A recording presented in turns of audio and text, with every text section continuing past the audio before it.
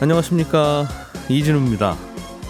어제 미국의 국채 금리가 갑자기 많이 오르면서 글로벌 금융시장과 우리나라 주식시장이 모두 크게 흔들렸습니다. 특히 코스피 지수는 2% 넘게 내리고 코스닥은 4% 가까이 빠지면서 장을 마쳤고, 환율, 달러원 환율이 연중 최고치까지 올랐습니다. 아파트에 청약을 할 때 잘못된 정보를 입력하는 바람에 당첨이 되고도 취소되는 사례가 올해만 3,000건이 넘습니다. 정부가 문제점이 있다고 생각하고 개선 방안을 마련하기로 했습니다. 요즘 우리나라 경제의 걱정거리 중에 하나가 반도체 수출이 잘 안 되고 있다는 건데, 연말에는 그래도 다시 좀 잘 될 거라는 희망 섞인 전망이 또 나오고 있습니다. 10월 5일 목요일 손에 잡히는 경제 바로 시작합니다.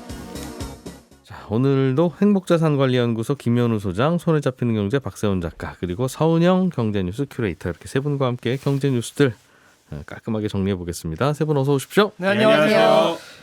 자, 어제 우리나라 주식시장이 크게 빠졌는데 네. 도대체 무슨 일이 있었던 거야? 라는 생각이 드시는 분들, 네. 좀 정리를 좀 해주시면 좋겠다 싶어서. 네. 미국 국채 금리가 많이 올라간 게 시장을 깜짝 놀래게 만든 그렇습니다. 원인이라면서요? 시장 금리를 얘기할 때 주로 이제 미국 국채 10년물을 얘기하게 되는데 어제 4.8%를 넘었거든요.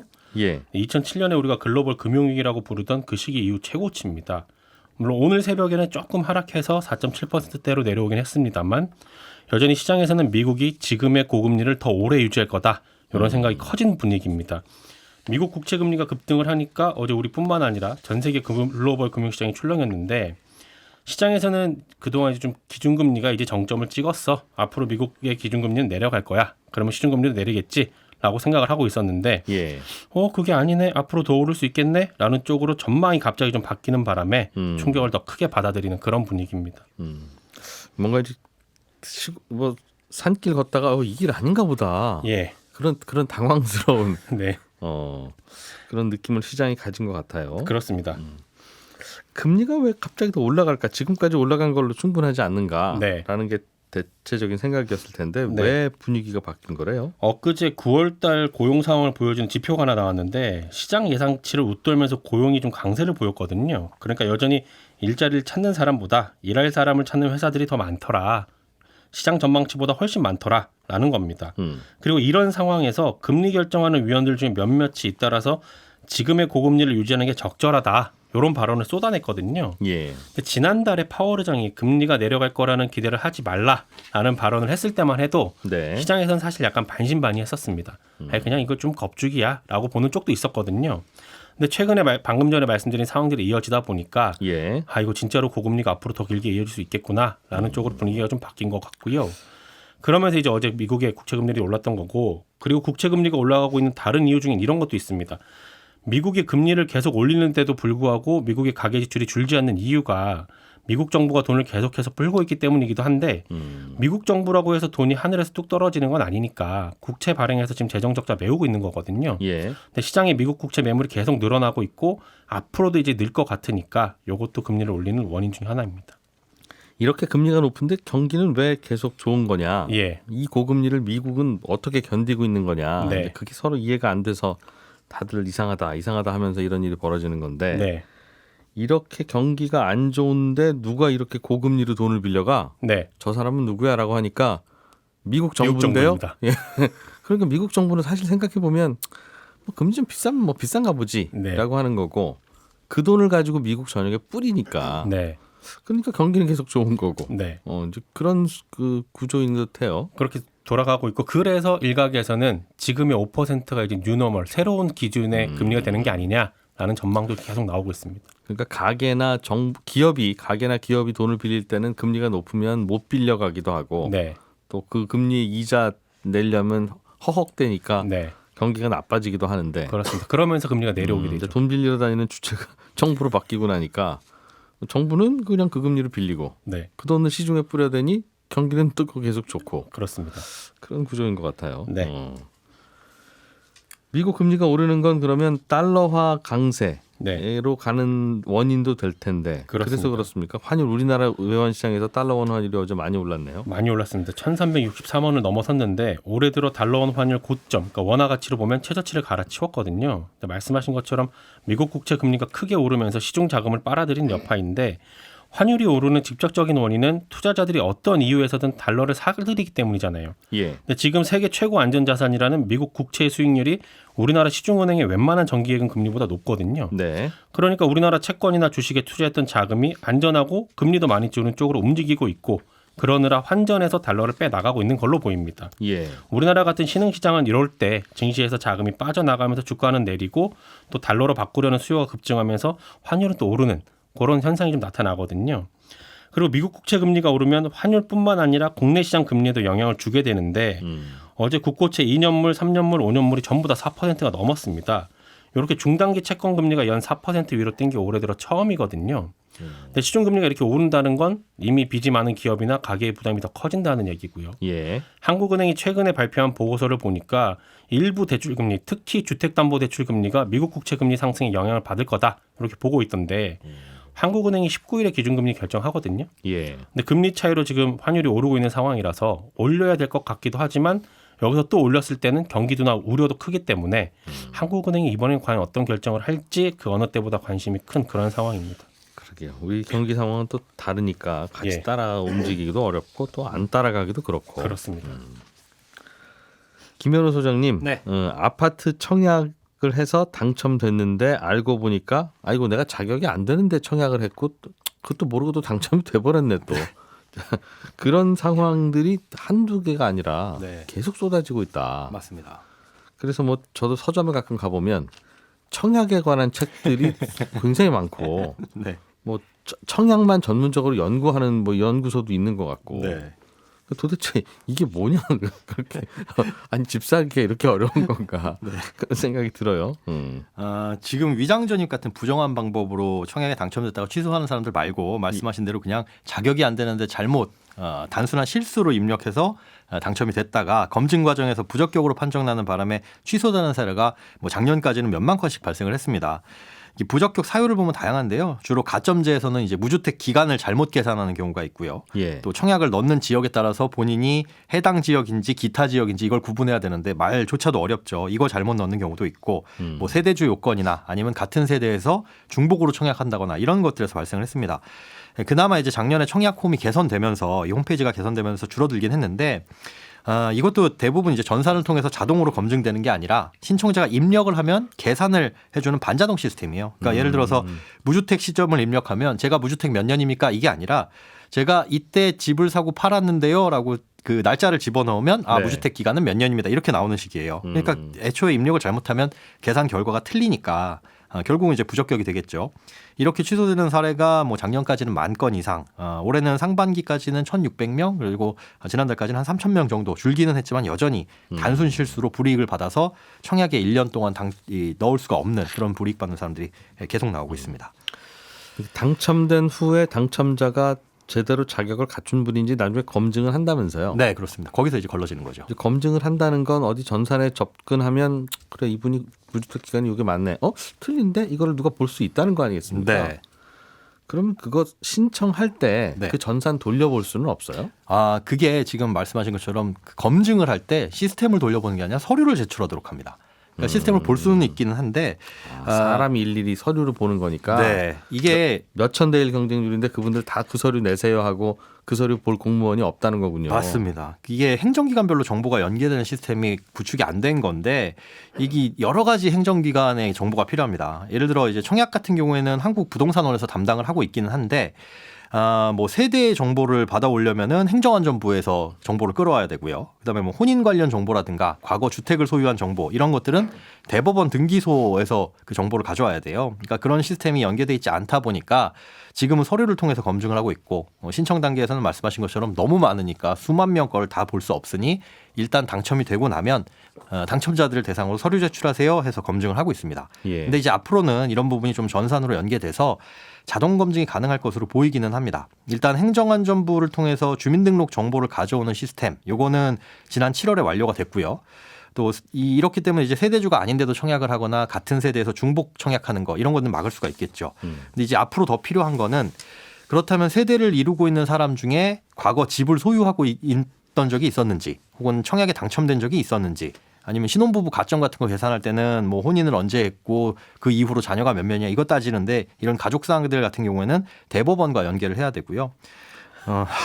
그리고 아주 예전에 주택을 소유한 이력이 있었냐 이거는 대법원 등기소에도 안 나와 있기 때문에 국세청하고 연결해서 지방세 납부 이력이 있는지도 끌어와야 됩니다. 근데 이런 시스템까지 언제 갖춰질지는 아직까지는 미지수라서 이게 앞으로는 이 방안을 좀 고민을 하겠다라고는 하는데 당장에는 안 될 것 같긴 합니다. 외국인들이 이 뉴스를 들으면 아마 이걸 뭐 하려고 이거 하는 건데요? 그러면 그 집 살려고요라고 하면 깜짝 놀랄 거예요. 그렇습니다. 예전에 우리가 뭐 어디 사회주의 국가에서는 네. 뭐 당원 가입을 뭐 오래 했어야 되고 하면서 그렇게 해서 뭐 기준으로 해서 집 주고 하면 아유 전 전화 왜 저래 이제 그랬었는데 네. 우리가 어쩌다 보니 그렇게 됐잖아요. 이게 그렇죠. 청약제도가 나온 지 한참 됐기 때문에 참 복잡하고 네. 배려해야 된다는 생각을 가진 그런 계층들이 계속 쏟아지고 정책할 때마다 쏟아지다 보니까 그렇죠. 저출산 대책 만들어라 그러면 출산하는 사람 집 주자. 네. 뭐 결혼을 안 해서 그렇습니다. 하면 결혼하는 사람 집 주자. 네. 항상 집 주자 말고는 다른 뭐 줄 게 없다 보니 다 이쪽으로 몰려서 네. 그러다 보니 특별 공급이 이제 일반 공급보다 훨씬 더 많아졌고요. 네. 결국 이거 받아가는 분들은 뭐 이제 10몇억 하는 아파트들 다 이제 받아가는 분들인데 네. 음, 이게 그렇게 정책적으로 배려를 해야 되는 계층인지 잘 모르겠어요. 네. 배려를 해야 될 건 맞는데 그걸 그렇게 저울질하는 게 맞느냐도 좀 고민을 예. 해봐야 될 부분 어쨌든, 같은데요. 네. 이게 또 제도가 조금씩 바뀌는 게 더 문제입니다. 이번 추석 연휴 전에 부동산 공급 대책이 나왔잖아요. 거기에도 청약 제도가 일부 더 바뀌었는데 수요자 입장에서는 제가 보기엔 꽤 중요한 정보인데 이 다른 내용이 중요했기 때문인지 어느 곳에서도 안 다뤘더라고요. 이게 어떤 내용이냐면 소형 주택의 가격 기준이 완화됐습니다. 그러니까 지금 청약제도는 기본적으로 주택을 소유하고 있으면 대부분 배제가 되죠. 예. 그런데 주택이어도 주택으로 보지 않는 경우가 있습니다. 여기에 이제 소형 주택과 소형 저가 주택이라는 게 있는데 네. 먼저 소형 주택은 전용 면적 20제곱미터 이하인 주택이고 가격은 상관이 없습니다. 그냥 조그만 주택이라고 보시면 되고 6평이니까 뭐 거의 원룸이네요. 네. 예. 소형 저가 주택은 전용 면적이 60제곱미터 이하이면서 지역에 따라서 가격 제한이 있습니다. 수도권은 공시가 1억 3천, 예. 교외 지역은 8천만 원. 그래서 소형 저가 주택인 거죠. 요거는 이런 집이 있어도 없는 걸로 쳐준다. 네. 예. 그런데 공공주택에서는 소형 주택을 해당 세대에서 딱 한 채만 보유하고 있을 경우에는 무주택으로 인정을 해줍니다. 그런데 민영주택에서는 소형 주택을 보유하고 있을 때는 뭐 특별공급, 일반공급 다 청약이 가능한데 소형 저가 주택을 보유하고 있는 경우에는 또 일반 공급만 가능해요. 복잡하죠. 근데 이랬던 게 이제 이번 부동산 대책에서 바뀐 건데 소형 주택의 가격이 상향이 됐고요. 민영주택, 공공주택 이렇게 복잡하던 거 그냥 통일해서 같이 적용하는 걸로 변경이 됐습니다.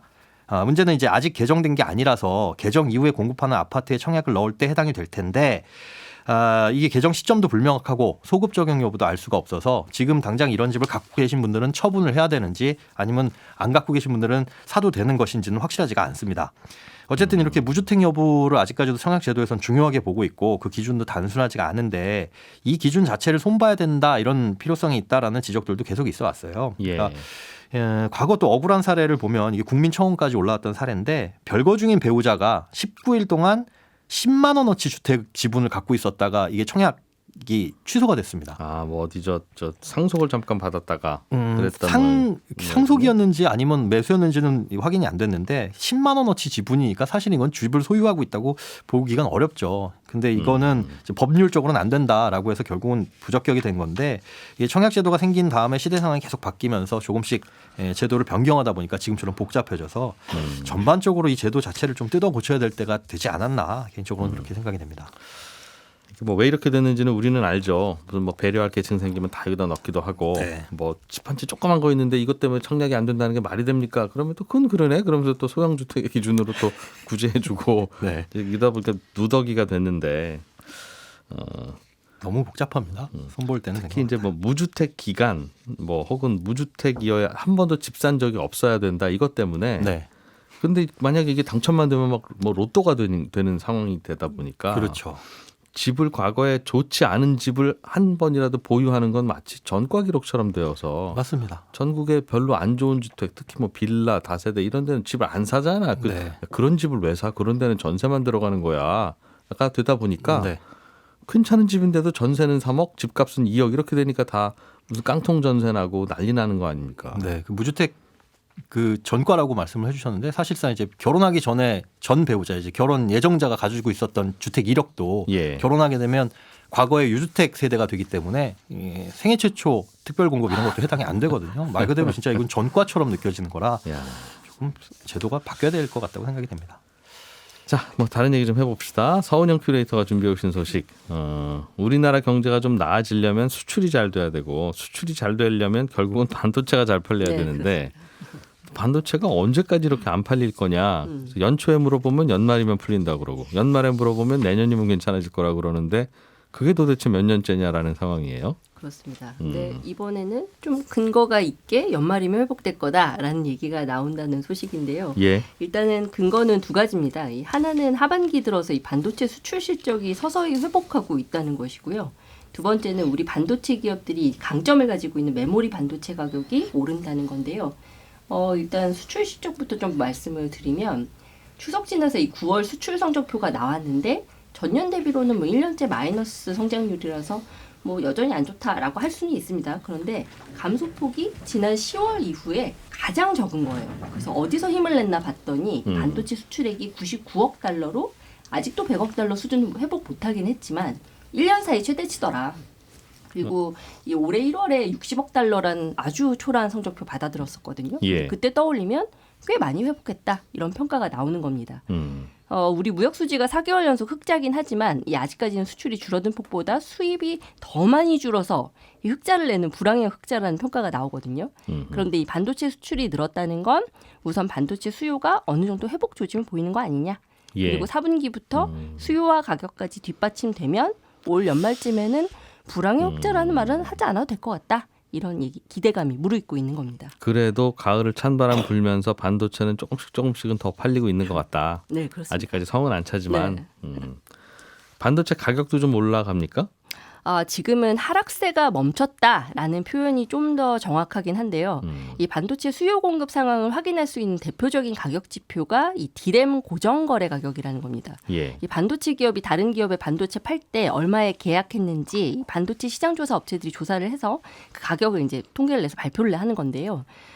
이 PC용 디램 범용 제품의 고정 거래 가격이 8월까지는 계속 떨어졌는데 9월 평균 고정 거래 가격을 봤더니 8월이랑 똑같더라. 1.3달러 정도로. 근데 이게 2년 전만 해도 4달러였어요. 근데 이게 업황이 나빠지면서 계속 떨어진 건데 예. 이 고정 거래 가격보다는 현물 가격이 선행해서 움직이는데 일단 디램 현물 가격 같은 경우는 이미 반등을 한 상태입니다.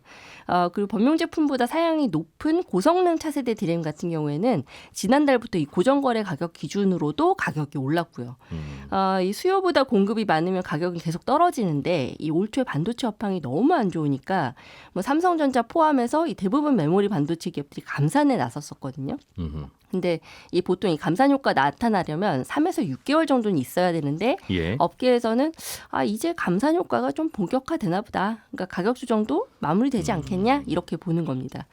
그동안 반도체 너무 안 팔리니까 가격 할인도 많이 했었거든요. 그런데 예. 삼성전자가 이달부터는 고객사들의 제품 할인 이제 더 이상 안 한다. 가격 올릴 거다. 이런 메시지를 보내고 있다는 보도도 나왔고요. 그러니 얼른 지금부터 사세요. 그렇습니다. 올리고 나면 네. 왜 지금 언제 이 가격은 끝났어요라고 당분간 안 묻지만. 나옵니다. 뭐 이런 거죠. 그런 그리고 분위기다. 이 디램과 함께 이제 우리 기업들이 주로 생산하는 메모리 반도체 낸드 플래시가 아직은 이 수요가 크게 회복하진 않아서 가격이 오르고 있진 않은데 이 삼성전자가 4분기 중에 신규 계약 물량은 10% 이상 가격을 올릴 거다 이런 기사가 어제 하나 나왔어요. 근데 이게 4분기에 삼성전자 낸드 가격 올릴 거라는 얘기는 계속 나오긴 했었는데 10% 이상이라고 그러면 굉장히 큰 폭이긴 하거든요. 그래서 이게 이제 워낙에 뭐 디램이든 낸드든 다 이제 점유율 1위 업체니까 시장 지배력을 믿고 이런 결정 내릴 수 있다라는 평가도 있지만 이 정도 올리는 걸 보면 재고가 어느 정도 소진되면서 가격 인상을 단행할 만한 시장 여건이 형성됐다는 의미 아닐까? 이런 해석이 나오는 겁니다.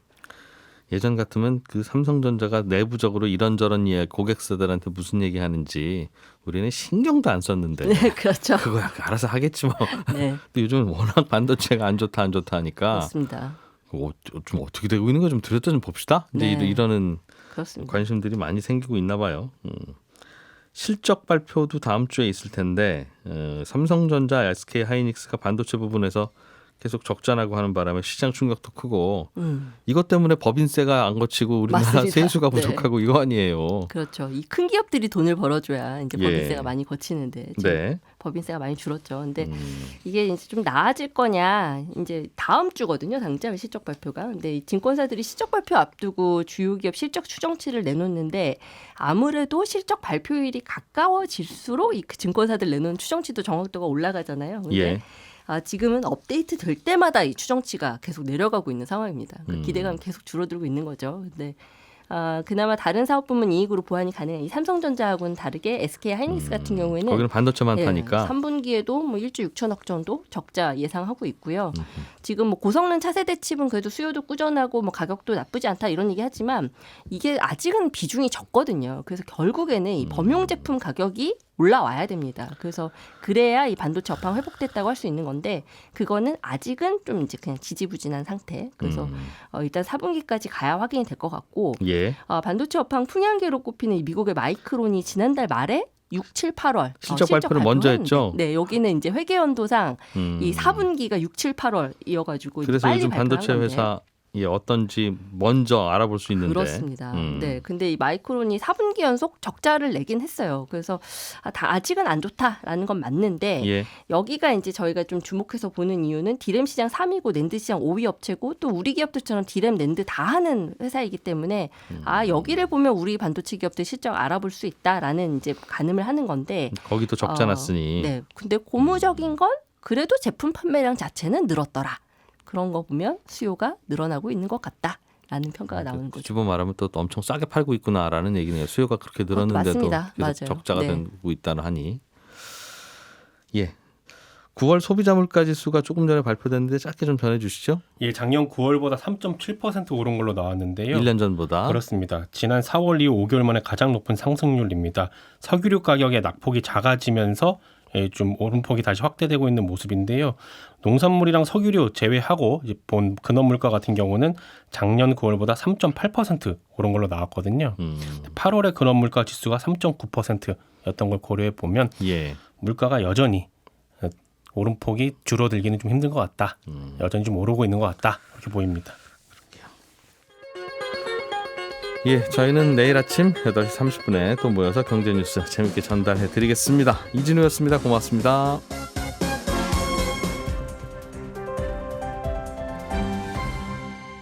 경제를 생각하는 사람들의 즐거운 습관. 이진우의 손에 잡히는 경제.